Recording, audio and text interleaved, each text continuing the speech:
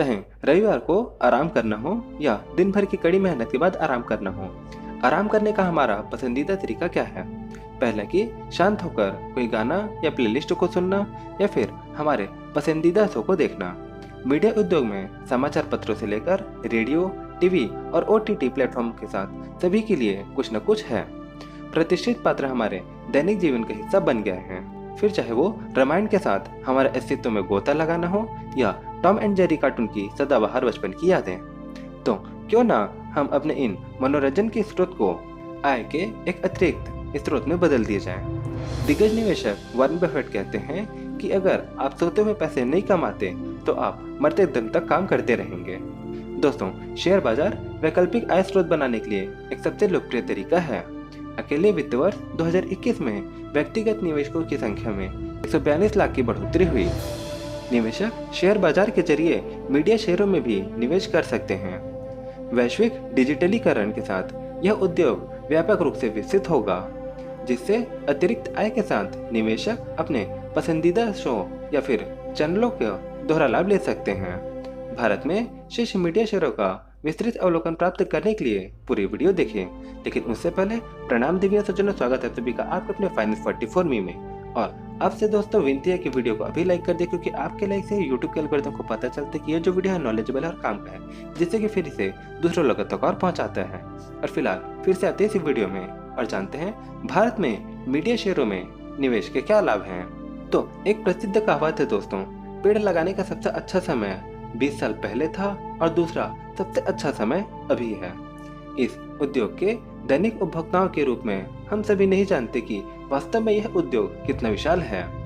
भारतीय मीडिया उद्योग में विभिन्न खंड शामिल हैं। इनमें टेलीविजन, प्रिंट मीडिया और फिल्म उद्योग शामिल है, जो सबसे बड़ा हिस्सा है।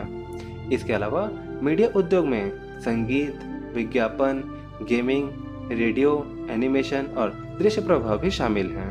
2020 तक भारतीय मीडिया और मनोरंजन उद्योग का मूल्य $20 मिलियन था। इसके अलावा उद्योग के 2023 तक 17% की कंपाउंडेड एनुअल ग्रोथ से बढ़कर $30.6 बिलियन होने की उम्मीद है। एक पूर्वानुमान के अनुसार भारतीय मीडिया और मनोरंजन उद्योग 2024 तक 2.4 लाख करोड़ रुपए तक पहुंच जाएगा, जिसके परिणाम स्वरूप smart TV, digital segment, film segment और एनिमेशन और वीएफएक्स सेगमेंट की बिक्री बढ़ेगी। यहाँ कुछ कारण दिए गए हैं जो मीडिया शेयरों में निवेश को सार्थक बनाते हैं। पहला, यहाँ आप देश की 1.3 बिलियन की विशाल आबादी के लिए धन्यवाद कह सकते हैं, जिससे देश के उपभोक्ताओं की बड़ी संख्या के कारण उद्योग में बढ़ने की बहुत बड़ी संभावना है। और जब टीवी की बात आती है, इस उद्योग की 89% की बहुत बड़ी पैठ है। देश में 850 से अधिक टीवी चैनल हैं। आज के युग में टेलीविजन के बिना परिवार की कल्पना करना थोड़ा कठिन है। टेलीविजन उद्योग का भारतीय मीडिया बाजार का 40% का हिस्सा है। यदि टेलीविजन के लिए नहीं तो इस उद्योग के लिए अगला सबसे बड़ा अच्छा और बड़ा मंच स्मार्टफोन है, जो 40 करोड़ से अधिक नागरिकों के पास है। हालांकि इस उद्योग में ओटीटी को भी बढ़ावा दे रहा है। ओम मीडिया द्वारा प्रकाशित रिपोर्ट के अनुसार ओटीटी सदस्यता 2019 में 32 मिलियन से केवल एक वर्ष में 2020 में लगभग दुगनी होकर 62 मिलियन हो गई थी। इस क्षेत्र में अगला बड़ा खंड प्रिंट मीडिया उद्योग का है, जो इसका सबसे पुराना खंड भी है। प्रिंट मीडिया इस उद्योग का 13% हिस्सा है और यह एकमात्र ऐसा उद्योग है जो गिरावट पर है, वो भी भारत में 17,000 से अधिक समाचार पत्र होने के बावजूद। कारण एक ही है, अब डिजिटल का जमाना है। बाजार में मौजूद कई प्रतिस्थापना होने के बावजूद उद्योग अभी भी तेज गति से बढ़ने का प्रबंधन कर रहा है। दोस्तों, शेयर मार्केट में क्या हो जाए पता नहीं, इसलिए उनसे जुड़े समाचार बहुत महत्वपूर्ण हैं। और सिर्फ शेयर मार्केट से जुड़े समाचार चाहिए तो आप हमारे चैनल पर ठीक सुबह 6 बजे समाचार के वीडियो आते हैं, जो आपके लिए बहुत महत्वपूर्ण होंगे और इन्हें आप सुबह टहलते या घूमते में सुन सकते हैं। इन्हें देखने के लिए आप चैनल पे सब्सक्राइब कर सकते हैं। और फिर से आते हैं इस वीडियो पे और देखते हैं निवेश के लाभ में। पहला है मजबूत ब्रांड मूल्य। दोस्तों, जब मशहूर हस्तियां किसी ब्रांड का प्रचार करती हैं तो उनके शेयरों की कीमत बढ़ जाती है। जैसे जब शाहरुख खान ने डिश टीवी का प्रचार किया तो उसकी बिक्री में उछाल आया था। मीडिया कंपनियां दुनिया भर की जानी मानी हस्तियों के साथ दीर्घकालिक अनुबंध करती हैं इसके अलावा वे खेल आयोजन और पुरस्कार समारोह की मेजबानी करते हैं। इसी तरह की मार्केटिंग क्रियाएं कंपनी के ब्रांड मूल्य में और इसके स्टॉक की वृद्धि होती है। दूसरा है विविधीकरण। विविधीकरण निवेशकों की उनकी पूंजी की रक्षा करने, बाजार की अस्थिरता को प्रभाव को कम करने और विभिन्न शेयरों में निवेश करने जैसे लाभ प्रदान करती है। मीडिया स्टॉक में निवेश करने से फिल्मों और OTT जैसे विभिन्न प्रारूपों में निवेश जैसे विविधीकरण लाभ खुद प्रदान कर देता है और साथ ही विभिन्न जनसांख्यिकी और भौगोलिक क्षेत्रों को पूरा करता है। तीसरा है संचालन को स्केल करने की क्षमता। मीडिया कंपनियों को अपने उत्पाद को बढ़ावा देने के लिए वितरकों के साथ बातचीत करने की जरूरत है। मीडिया कंपनी जितनी बड़ी होगी, वितरण उतना ही व्यापक होगा, फीस कम होगी और स्केलेबिलिटी तेज होगी। और यहाँ पास मैं आपको बताना चाहूँगा दोस्तों कि हमने उर्वरक अर्थात fertiliser industry, power, electric vehicle, textile और ऑटोमोबाइल सेक्टर पे भी डिटेल वीडियो बनाया है, जिसे आप चैनल विजिट करके देख सकते हैं। और अब चलिए सिनेमा और टीवी को थोड़ा विस्तार से समझते हैं, जिसमें सबसे पहले है टीवी का प्रसारण। कोरोना के पहले अर्थव्यवस्था के विभिन्न क्षेत्रों द्वारा पोस्ट किए गए सुस्त संख्या के बावजूद टीवी प्रसारण क्षेत्र अच्छी वृद्धि के लिए तैयार थे। उद्योग की रिपोर्ट बताती है कि कैलेंडर वर्ष 2018 में सभी घर में टीवी की पहुंच 66% है। सभी घरों में लगभग 88% अब पूरी तरह से डिजिटल हो गए हैं। टीवी के पास अब भी देश में आगे बढ़ने के कई अवसर हैं। भारतीय अभी भी प्रतिदिन औसतन 3 घंटे और 42 मिनट टीवी देखने में व्यतीत करते हैं। हालांकि पारंपरिक प्लेटफॉर्म के लिए जोखिम पैदा करने के साथ साथ डिजिटल भी तेज गति से बढ़ रहा है। पैमाने की अधिक लागत और उच्च प्रवेश बाधाओं के कारण भारत का रेडियो क्षेत्र काफी समेकित है। नतीजतन 80% का राजस्व और 70% स्टेशन शीर्ष 6 नेटवर्क के पास है। तीसरे चरण, जिसमें 115 शहरों में 40 से अधिक स्टेशनों तक में रेडियो के विस्तार के साथ इस स्मेकन का मतलब है कि एक एकल नेटवर्क अब एक विज्ञापनदाता को महत्वपूर्ण पहुंच प्रदान कर सकते हैं और प्रिंट करने के लिए एक व्यवहार एड ऑन बना सकते हैं। अगला है सिनेमा व्यवसाय। Cinema business model single screen theatre से मल्टी स्क्रीन मल्टीप्लेक्स में विकसित हुआ। प्रीमियम के बावजूद अधिक से अधिक लोग सिंगल स्क्रीन थिएटरों पर मल्टीप्लेक्स पसंद कर रहे हैं, क्योंकि यह उन्हें चुनने के लिए विभिन्न प्रकार की विभिन्न अनुभव प्रदान करता है, चाहे वह आरामदायक बैठने के लिए सीट हो या फिर बेहतर स्क्रीन की गुणवत्ता या भोजन और पेय पदार्थ में विकल्प या फिर अल्ट्रा प्रीमियम मूवी अनुभव करना हो। इस प्रकार नेटफ्लिक्स और प्राइम जैसे ऑनलाइन प्लेटफॉर्म के उभरने के बावजूद लोग अभी भी एक महान सिनेमाई अनुभव के लिए मल्टीप्लेक्स में जाते हैं। भारत में मल्टीप्लेक्स बहुत तेजी से विकास देखी गई। स्क्रीन के 31% बाजार हिस्सेदारी के साथ उनका बॉक्स ऑफिस कलेक्शन में 55% का हिस्सा है और भारत में फिल्मों पर प्रति परिवार औसत खर्च वित्त वर्ष 2014 से 15 में 368 रुपये से 388 रुपये प्रति परिवार से बढ़कर वित्त वर्ष 2017-18 में प्रति परिवार 433 रुपये से 453 रुपये के बीच हो गया और वित्त वर्ष 2022-23 में प्रति परिवार 579 रुपये से 609 रुपये फिल्मों पर औसत खर्च पहुंचने की उम्मीद है। 130 करोड़ से अधिक की आबादी और 28 वर्ष की औसत आयु के साथ मीडिया और मनोरंजन के लिए एक विशाल बाजार है। भारत की वर्तमान सिनेमा स्क्रीन पैठ दुनिया में सबसे कम है, जो कि है 8 स्क्रीन प्रति मिलियन जनसंख्या में से एक है। इतने बड़े बाजार में भी अखिल भारतीय उपस्थिति के साथ केवल 2 सूचीबद्ध मल्टीप्लेक्स श्रृंखला या स्टॉक्स हैं। मल्टीप्लेक्स स्टॉक खरीदने से पहले निवेशकों को कंपनी की भौगोलिक उपस्थिति, कैपेक्स योजना, अधिभोग स्तर, प्रति व्यक्ति खर्च, ग्राहकों की संख्या, खंड वार राजस्व जिसमें खाद्य और पेय पदार्थ, विज्ञापन और आदि राजस्व शामिल है और ऋण के स्तरों को देखना चाहिए। सन टीवी भारत में सबसे बड़े टेलीविजन ब्रॉडकास्टों में से एक है, जो 4 भाषाओं तमिल, तेलुगु, कन्नड़ और मलयालम में सैटेलाइट टेलीविजन चैनल संचालित करता है और साथ ही पूरे भारत में FM रेडियो स्टेशनों को प्रसारित करता है। सन टीवी के भारत में सबसे ज़्यादा देखे जाने वाले चैनल होने के साथ इसने अपने चैनलों की निरंतर और बढ़ती दर्शकों की संख्या जारी रखी है। कोविड-19 महामारी के कारण प्रसारकों ने लॉकडाउन के दौरान आर्थिक गतिरोध के कारण राजस्व और कमाई पर भारी प्रभाव देखा। सदस्यता राजस्व तीव्र गति से बढ़ रहा है। ऐसे समय में जब मीडिया की कई क्षेत्र कंपनियां नकदी की कमी का सामना कर रहे हैं, सन टीवी के पास वर्तमान में 32.3 अरब रुपए से अधिक की शुद्ध नकदी के साथ बेहतर तरलता की स्थिति है और कंपनी पे शून्य ऋण है, जो इसे मौजूदा संकट में एक मजबूत स्थिति बनाए रखने में मदद करेगा। सन टीवी की प्रमुख चैनलों में सभी शैलियों में दर्शकों की रेटिंग में महत्वपूर्ण सुधार देखा है। कंपनी की वीडियो ऑन डिमांड सेवा मतलब सन नेक्स्ट के पास 20 मिलियन से अधिक ग्राहक हैं और इनका OTT सेगमेंट अब लाभदायक हो गया है। टेलीविजन उद्योग में उत्पन्न इनका अधिकांश राजस्व विज्ञापनों के माध्यम से होता है।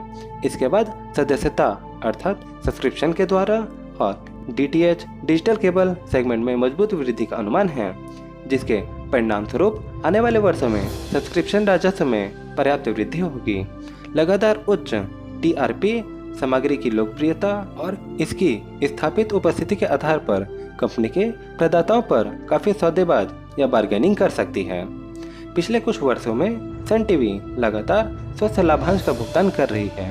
हालांकि वित्त वर्ष 2020 में एक उत्कृष्ट था, क्योंकि कंपनी ने वित्त वर्ष 2020 के अंत में लाभांश में अपना लाभ 70% भुगतान कर दिया था। वित्त वर्ष 2021 में लाभांश भुगतान अनुपात 13% है, जो पिछले कई वर्षों में सबसे कम है। लेकिन वर्तमान में इसकी लाभांश उपज मतलब डिविडेंड यील्ड 2.98% है, जो लाभांश चाहने वालों के लिए एक उत्कृष्ट है। नकारात्मक देखें तो विज्ञापन एजेंसियों और केबल ऑपरेटर से वास्तविक भुगतान प्राप्तियों में दी गई उधार अवधि से परे देरी के कारण सन टीवी में अपेक्षाकृत अधिक कार्यशील पूंजी की जरूरत है। इसके बाद है PVR भारत के 72 शहरों में 178 सिनेमा घरों में 855 स्क्रीन के साथ उद्योग में सबसे बड़ा मल्टीप्लेक्स ऑपरेटर है। अगस्त 2018 में 76 स्क्रीन वाले SPI सिनेमा के अधिग्रहण ने PVR के नेतृत्व की स्थिति को और मजबूत किया। मार्केट लीडर होने के नाते PVR मजबूत ब्रांड वैल्यू हासिल करने में सक्षम है और इसने विभिन्न रियल एस्टेट डेवलपर्स के साथ मजबूत संबंध स्थापित किए हैं, जो इसे प्रीमियम स्थानों पर संपत्ति लॉन्च करने में सक्षम बनाता है। यह बदले में औसत टिकट की उच्च कीमतों पर बेच पाते हैं। स्वास्थ्य अधिभोग स्तर और उच्च औसत टिकट कीमतों ने पिछले कुछ वर्षों में परिचालन आय और मजबूत लाभ प्रदाता को मजबूत वृद्धि की है। हालांकि कोविड-19 महामारी के कारण वित्त वर्ष 2021 में ऑपरेटिंग मैट्रिक्स बुरी तरह प्रभावित हुआ। कम एक्यूपेंसी, स्थायी स्क्रीन क्लोजर और कोविड-19 के प्रभाव के कारण तरलता बनाए रखने के लिए बढ़े हुए कर्ज के परिणाम स्वरूप निकट अवधि में वित्तीय प्रोफाइल में कुछ गिरावट आई है। हालांकि देश में प्रतिबंधों को खोला जा चुका है और मल्टीप्लेक्स के वापस उछाल की उम्मीद है और इनकी ये फाइनेंशियल पे दिखता भी है। कंपनी निश्चित लागत को कम करने और पर्याप्त लागत नियंत्रण उपायों को ध्यान में रखते हुए चुनौतियों को सफलतापूर्वक निगेटिव करने में सक्षम है। कंपनी वित्त वर्ष 2021 में अपनी निश्चित लागत को 63% तक कम करने में सक्षम थी। फिल्म रिलीज की मजबूत लाइन की घोषणा की गई है, लेकिन नेटफ्लिक्स और अमेजॉन प्राइम और OTT माध्यम से मनोरंजन के अन्य रूपों जैसे लोकप्रियता प्राप्त करने वाले मूवी प्रदर्शनी उद्योग में निहित जोखिम से PVR का सामना करना जारी है। इसके बाद है आइनॉक्स। भारत की सबसे बड़ी मल्टीप्लेक्स श्रृंखलाओं में से एक आइनॉक्स लीजर 158 मल्टीप्लेक्सों में 676 स्क्रीन के साथ 70 शहरों में संचालित होती है। यह दूसरा सबसे बड़ा मल्टीप्लेक्स ऑपरेटर है, जिसने पिछले दशक में जैविक और अकार्बनिक विस्तार के माध्यम से वित्त वर्ष 2003 में 2 संपत्तियों से वित्त वर्ष 2021 में 153 तक का बढ़ाया है। इसकी मजबूत बाजार स्थिति टिकट की कीमतों को बनाए रखने की क्षमता में परिलक्षित होता है। औसत टिकट की कीमत 275 रुपये थी। ग्राहक अनुभव को समृद्ध करने के लिए आइनॉक्स लगातार आगामी तकनीकों में निवेश करता है। फिल्म देखने वालों को एक असाधारण अनुभव प्रदान करने के लिए आइनॉक्स ने अपनी तकनीकों को अपग्रेड करने के लिए आईमैक्स के साथ भागीदारी की है। अपने फुटफॉल और ऑक्यूपेंसी रेट में सुधार करने के लिए प्रबंधन ने कई पहल की हैं, जैसे कि खेल और संगीत कार्यक्रमों के साथ गठजोड़, F&B काउंटर को बढ़ाना और F&B ऑर्डर के लिए कियोस्क की स्थापना करना, on seat delivery, INOX loyalty programme और सीटों को प्रति स्क्रीन कम करना जिससे सिनेमाई अनुभव बढ़े। अपनी बाजार हिस्सेदारी में सुधार करने के लिए आईनॉक्स ने अगले 5 से 6 वर्षों के लिए अपने आक्रामक विस्तार कार्यक्रम को पहले निर्धारित कर दिया है। शुद्ध रूप से ऋण मुक्त होने वाली देश की एकमात्र कंपनी मल्टीप्लेक्स श्रृंखला होने के अलावा आईनॉक्स 120 करोड़ रुपए की पूर्ववत सीमा सहित 300 करोड़ रुपए की मजबूत तरलता बनाए रखने में कामयाब रहा है। कंपनी का लॉन्ग टर्म टारगेट हर साल 70 से 90 स्क्रीन खोलने का है। आईनॉक्स लीजर लिमिटेड 90 वर्ष से अधिक पुराने आईनॉक्स समूह का हिस्सा है। एक सम्मानित समूह द्वारा समर्थित होने से कंपनी को बाजार में काफी विश्वसनीयता मिलती है। सिनेमा व्यवसायों में आर्थिक मंदी, पायरेसी और प्रतिस्पर्धा का एक विकल्प बनने वाली ऑनलाइन मीडिया प्लेटफॉर्म का उद्योग इस कंपनी के लिए प्रमुख जोखिम है। और अब चलिए सन टीवी का फंडामेंटल देखते हैं। तो इसका मार्केट कैपिटलाइजेशन 21,080 करोड़ का है और डिविडेंड यील्ड 2.52% का है। इनका जो पिछले साल का सेल्स है 3,585 करोड़ का था और नेट प्रॉफिट 1,642 करोड़ का है। स्टॉक का पी 11.9 है और ROE 20.4%, ROE 27.5% और डेट कंपनी पे 94.9 करोड़ का है। और इसी के केस में कंपनी के पास 1,138 करोड़ का इनके पास कैश है। सेल्स ग्रोथ देखते हैं तो पिछले 1 साल में 18, पिछले 3 साल में -2 और पिछले 5 साल में 6% से इनका सेल्स ग्रोथ बढ़ रहा है। वहीं प्रॉफिट ग्रोथ पिछले 1 साल में 8, पिछले 3 साल में 4 और पिछले 5 साल में 9% से प्रॉफिट ग्रोथ भी बढ़ा है। वहीं CAGR पिछले 1 साल में 0, पिछले 3 साल में 5 और पिछले 5 साल में -7% से इनका CAGR बढ़ रहा है और घट रहा है। साथ ही ROE पिछले 1 साल में 20, पिछले 3 साल में 22 और पिछले 5 साल में 30% से ROE बढ़ रहा है। साथ ही ROCE भी पिछले 1 साल में 27, पिछले 3 साल में 29 और पिछले 5 साल में 32% से ROCE बढ़ रहा है। होल्डिंग देखते हैं तो प्रमोटर का इसमें 75% का स्टेक है। फॉरेन इंस्टीट्यूशन का 9.32, डोमेस्टिक इंस्टीट्यूशन का 4.73 और बाकी बचा पब्लिक के पास 10.95% का स्टेक है। इसके बाद है PVR का मार्केट कैपिटलाइजेशन 10,615 करोड़ का है और डिविडेंड यील्ड 0 है। और कंपनी का जो पिछले साल का सेल्स है 1,331 करोड़ का है और नेट प्रॉफिट माइनस में 479 करोड़ का है। स्टॉक का पी 0 है और ROE माइनस में 31.6% और ROC माइनस में 3% का है। डेट कंपनी पे 5,196 करोड़ का है और इसी के अगेंस्ट में कंपनी के पास 578 करोड़ का इनके पास कैश है। सेल्स ग्रोथ देखते हैं तो पिछले 1 साल में 590% से इनका सेल्स ग्रोथ बढ़ा है क्योंकि लॉकडाउन खुलते ही जो इनका पूरा फंडामेंटल है वो बहुत ही अच्छे से काम कर रहा है। लेकिन पिछले 3 साल में -24 और पिछले 5 साल में -9% से घटा क्योंकि उस टाइम लॉकडाउन लगा हुआ था। वहीं प्रॉफिट ग्रोथ पिछले 1 साल में 71% से बढ़ा है और पिछले 3 साल में 0 और पिछले 5 साल में 0 रहा। CAGR पिछले 1 साल में 3, पिछले 3 साल में 0 और पिछले 5 साल में 6% से बढ़ा। ROE पिछले 1 साल में -32, पिछले 3 साल में -26 और पिछले 5 साल में -13% से घटा है। वहीं ROCE पिछले 1 साल में -3, पिछले 3 साल में 0 और पिछले 5 साल में 3% से ROCE बढ़ रहा है और घट रहा है। होल्डिंग देखते हैं तो प्रोमोटर के इसमें 16.99% का स्टेक है। फॉरेन इंस्टीट्यूशन का 36.56, डोमेस्टिक इंस्टीट्यूशन का 26.19 और बाकी बचा पब्लिक के पास 20.26% का स्टेक है। और इसके बाद है आईनॉक्स। इसका मार्केट कैपिटलाइजेशन 6,180 करोड़ का है और डिविडेंड यील्ड 0 है। कंपनी का जो सेल्स है पिछले साल 665 करोड़ का था और नेट प्रॉफिट माइनस में 239 करोड़ का रहा। स्टॉक का पी 0 है और ROE माइनस में 40% और ROCE माइनस में 1.54% और डेट कंपनी पे 2,948 करोड़ का है और इसी के अगेंस्ट में कंपनी के पास 55.8 करोड़ का ही इनके पास कैश है। सेल्स ग्रोथ देखते हैं तो पिछले 1 साल में 872% से इनका सेल्स ग्रोथ बढ़ा है, लेकिन पिछले 3 साल में -26 और पिछले 5 साल -11% से इनका घटा था। प्रॉफिट ग्रोथ पिछले 1 साल में 84% से बढ़ा है, लेकिन पिछले 3 साल में 0 और पिछले 5 साल में भी 0 रहा। CAGR पिछले 1 साल में 24, पिछले 3 साल में 16 और पिछले 5 साल में 17% से CAGR बढ़ रहा है। वहीं ROE पिछले 1 साल में -40, पिछले 3 साल में -28 और पिछले 5 साल में -9% से ROE घटा है। वहीं ROCE पिछले 1 साल में -1.5, पिछले 3 साल में 1.1 और पिछले 5 साल में 4.3% से ROCE बढ़ रहे हैं। होल्डिंग देखते हैं तो प्रोमोटर के इसमें 44.04% का स्टेक है। फॉरेन इंस्टीट्यूशन का 16.63, डोमेस्टिक इंस्टीट्यूशन का 26.62 और पब्लिक का इसमें 12.72% का स्टेक है। ये था दोस्तों एक बहुत ही डिटेल वीडियो एंटरटेनमेंट स्टॉक के बारे में। कैसे लगा वीडियो जरूर बताइए नीचे कमेंट करके। वीडियो अच्छा लगा तो लाइक करिएगा, एम करते हैं कम से कम 5 लाइक का, तो जरूर लाइक करिएगा दोस्तों। वीडियो अगर अच्छा लगा हो तो और अपने दोस्तों के साथ इसे जरूर शेयर करिएगा, और चैनल पर नहीं तो सब्सक्राइब करके हमारे साथ जरूर जुड़िएगा, जिससे कि आपको ऐसी जानकारीपूर्ण वीडियो मिलती रहे। और हम मिलते हैं आपसे अगले ज्ञानपूर्ण वीडियो में, तब तक के लिए प्रणाम।